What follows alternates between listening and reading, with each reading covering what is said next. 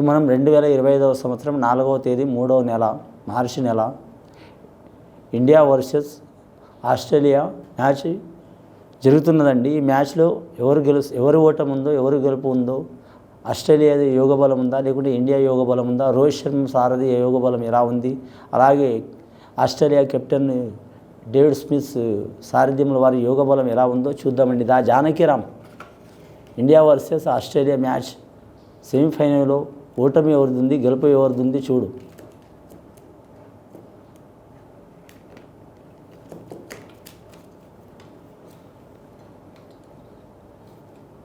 ముఖ్యంగా చెప్పాలంటే శ్రీకృష్ణుడు వచ్చాడండి.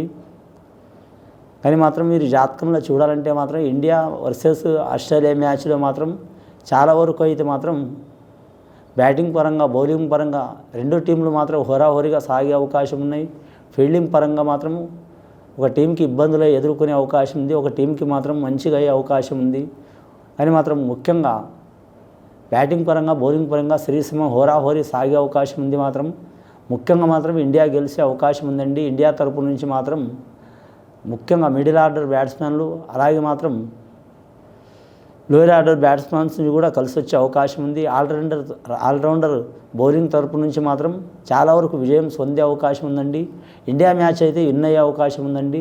ఆస్ట్రేలియా మ్యాచ్ మాత్రం ఆస్ట్రేలియా ఈ మ్యాచ్లో మాత్రం ఓడిపోయే ఛాన్స్ ఖచ్చితంగా ఉన్నదండి.